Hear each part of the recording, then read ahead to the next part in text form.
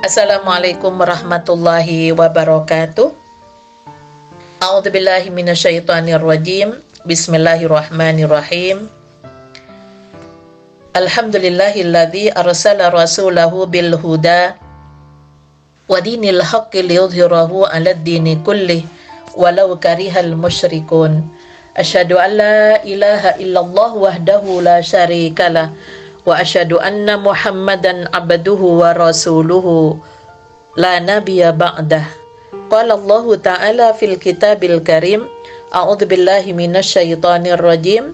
Ya ayyuhalladzina amanu may yartadda minkum 'an dinihi fasawfa ya'tillahu biqaumin yuhibbuhum wa yuhibbunahu adzillatin 'alal mu'minina a'izzatin 'alal kafirina yujahiduna fi sabilillahi wa la yakhafuna lawmata laim. Dzalika fadlullahi yu'tihi may yasha wallahu wasi'un alim. Wahai orang-orang yang beriman, barang siapa di antara kalian yang murtad dari agamanya, maka kelak Allah akan mendatangkan suatu kaum yang Allah mencintai mereka dan mereka pun mencintai Allah, yang bersikap lemah lembut terhadap orang yang beriman, yang bersikap tegas terhadap orang-orang yang ingkar, yang berjihad di jalan Allah, dan yang tidak takut kepada celaan orang yang suka mencela. Itulah karunia Allah diberikannya kepada siapa yang dikehendakinya, dan Allah maha luas pemberiannya lagi maha mengetahui. Pada Quran surat Al-Maidah ayat 54 bahwa di masa Rasulullah sallallahu alaihi wasallam itu sudah muncul beberapa orang yang awalnya Islam kemudian murtad, seperti Bani Mujid di bawah pimpinan Dzulkhimar yang nama aslinya Al-Aswad Al-Unsi, seorang petenung. Dia telah mengaku menjadi nabi di Yaman, lalu menguasai negerinya dan mengusir pegawai-pegawai Nabi sallallahu alaihi wasallam. Kemudian Nabi sallallahu alaihi wasallam berkirim surat kepada Mu'adz bin Jabal dan para pembesar Yaman, maka tukang tenung itu pun tewas di tangan Fairuz Ad-Dailimi. Kemudian yang kedua Banu Hanifah, yaitu Musailama Al-Kadzab, yang telah menyatakan dirinya sebagai nabi. Kemudian yang ketiga Bani Asad yang dipimpin oleh Tulaiha bin Khuwailid. Orang ini pun telah mengaku menjadi nabi. Oleh Abu Bakar dikirimlah kepadanya Khalid bin Walid.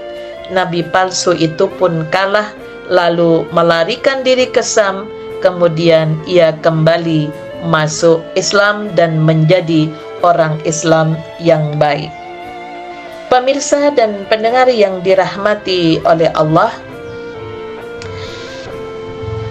setelah Rasulullah sallallahu alaihi wasallam wafat, maka orang Arab kemudian murtad dari Islam, kecuali 3 masjid saja, yaitu orang-orang Madinah, Mekah, dan Bahrain dari kabilah Abdul Qais.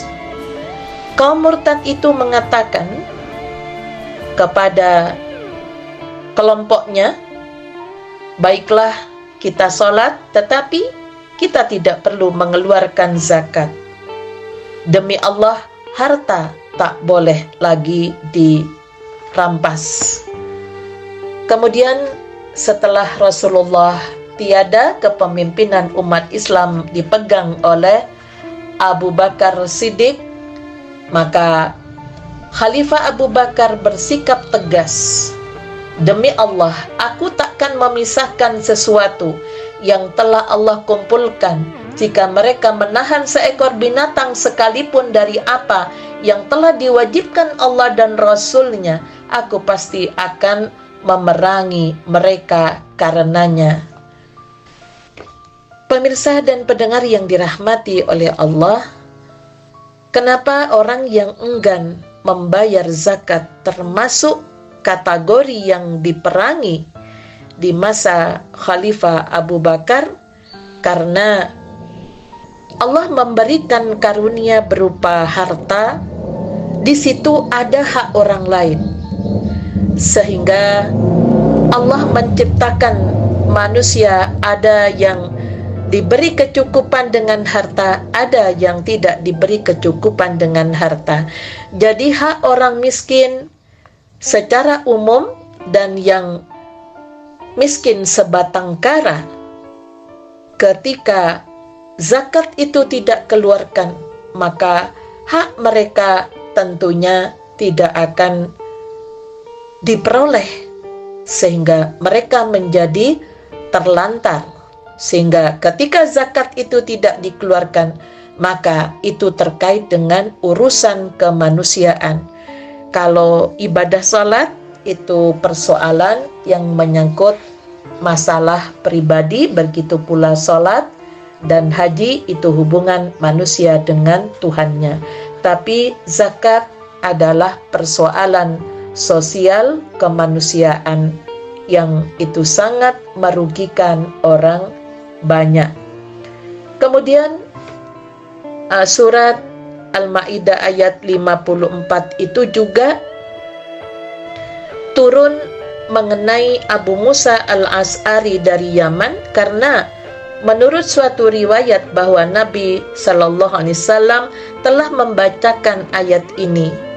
Beliau bersabda, mereka adalah kaum Abu Musa. Sekalipun mereka tidak pernah memerangi kaum murtad bersama Abu Bakar, karena Allah berjanji pada ayat itu akan mendatangkan kaum yang lebih baik dari kaum murtad itu sebagai pengganti mereka. Dan Allah tidak mengatakan mereka memerangi kaum murtad. Dalam hal ini, kebenaran janji Allah itu cukuplah terpenuhi dengan berperangnya mereka sekalipun tidak melawat orang-orang yang murtad. Maka pada ayat 54 ini sebagai janji Allah, kita tidak boleh takut dengan munculnya orang-orang yang telah berkhianat dengan keyakinannya. Ada yang murtad, ada yang mengatakan dirinya nabi, ada yang Islam tapi enggan mengeluarkan zakat. Namun Allah menjanjikan kepada kita umat Islam untuk selalu optimis, karena Allah akan mendatangkan suatu kaum yang Allah mencintai mereka dan mereka pun cinta kepada Allah. Cinta kepada Allah artinya mereka senantiasa taat kepada aturan-aturannya Allah. Yang pertama. Yang kedua, yang akan didatangkan oleh Allah, mereka adalah kelompok yang bersikap lemah lembut terhadap orang-orang yang sesama beriman. Dan yang ketiga, mereka kelompok yang memiliki sikap tegas terhadap orang-orang yang ingkar pada aturan-aturan Allah, bahkan mengingkari Allah sebagai Tuhannya. Yang keempat, sebagai penggantinya, Allah mendatangkan orang yang selalu berjuang di jalan Allah, baik nyawanya, hartanya, waktunya untuk tegaknya agama Allah. Dan yang kelima, Allah akan menghadirkan orang yang memiliki keberanian dengan komitmen bersikap tidak takut kepada celaan orang-orang yang suka mencela. Nah, kelima kelompok tersebut itulah kelompok yang mendapatkan karunia dari Allah Subhanahu wa Ta'ala, yang kita harus meyakini apa yang dikatakan oleh Rasulullah sallallahu alaihi wasallam dalam hadis yang diriwayatkan oleh Bukhari dan Muslim dari Anas, salah satun mangkunna fihi wajada halawatal imani. Ada 3 sifat yang barang siapa memilikinya maka akan mendapatkan manisnya iman. Ayyakunallahu wa rasuluhu ahabba ilaihi mimma siwahuma.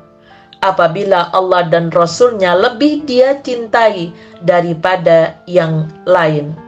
Wa ayyuhibbul mar'a la yuhibbuhu illa lillah.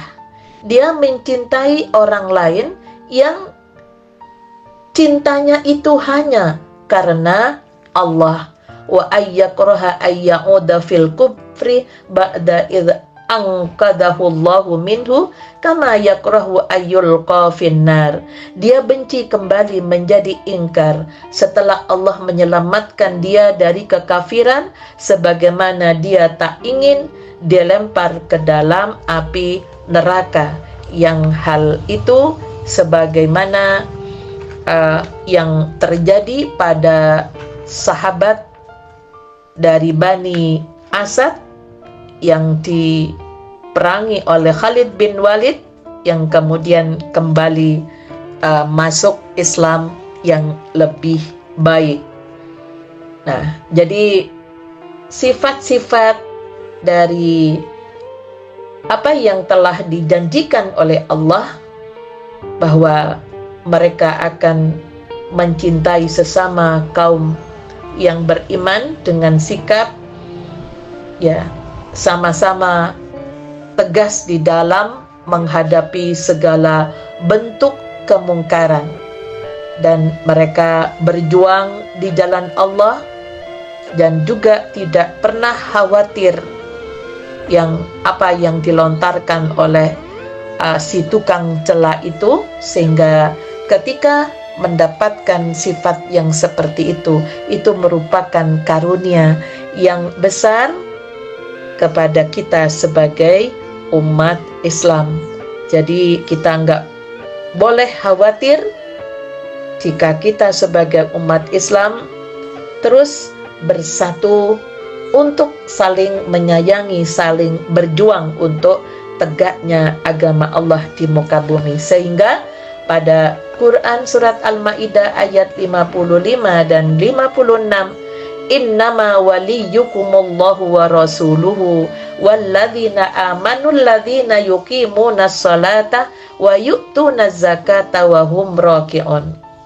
Sesungguhnya penolong kamu hanyalah Allah, Rasulnya, dan orang-orang yang beriman yang mendirikan salat dan menunaikan zakat, seraya mereka tunduk kepada Allah Subhanahu wa ta'ala.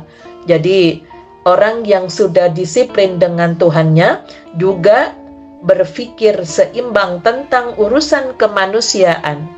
Bagi yang diberi harta, sebagai buktinya bahwa mereka salat kemudian mengeluarkan zakatnya, maka Allah akan senantiasa memberikan pertolongan kepada kita umat Islam. Namun wa may yatawallallaha wa rasulahu walladzina amanu fa inna hizballahi humul ghalibun. Barang siapa mengambil Allah, Rasulnya, dan orang yang beriman menjadi penolongnya, maka sesungguhnya pengikut agama itulah yang pasti menang. Jadi Allah menjanjikan bahwa orang yang bersatu padu dengan mengambil Allah dan Rasulnya serta orang-orang yang beriman sebagai penolongnya, maka janji Allah mereka pasti akan dimenangkan oleh Allah melawan orang-orang yang telah murtad, yang mencela agama kita, dan orang-orang munafik yang dia tampil seperti orang yang Islam yang sungguh-sungguh, kenyataannya dia justru menghalangi orang-orang yang akan menegakkan agama Allah dan berkeyakinan bahwa Allah lah yang akan memberikan pertolongan kepada kita selama kita senantiasa mau menolong agama Allah. Pemirsa dan pendengar yang dirahmati oleh Allah, dalam perjuangan kita selalu menghadapi kelompok-kelompok yang akan menghalangi, yang juga tergoda sudah yakin dengan Islam, kemudian mereka menjadi murtad karena urusan-urusan duniawi, karena urusan pernikahan, karena urusan janji-janji yang menggiurkan berkaitan dengan urusan dunia, dan juga mereka Islam tapi penuh dengan kemunafikan karena mereka hanya mau sholat tapi tidak mau mengeluarkan harta yang diberikan oleh Allah untuk kepentingan tegaknya umat Islam. Maka kita di sini perlu waspada, namun penuh keyakinan bahwa Allah akan mendatangkan kelompok yang memiliki 5 karakter itu sebagai janji Allah selama kita sendiri memiliki komitmen yang kuat di dalam keislaman kita dengan 2 kalimat syahadat yang diulang-ulang kita baca di dalam bacaan sholat, baik yang wajib maupun yang sunnah. Nasrun minallah wa fathun qarib wa basyiril mu'minin walhamdulillahi rabbil alamin. Assalamualaikum warahmatullahi wabarakatuh.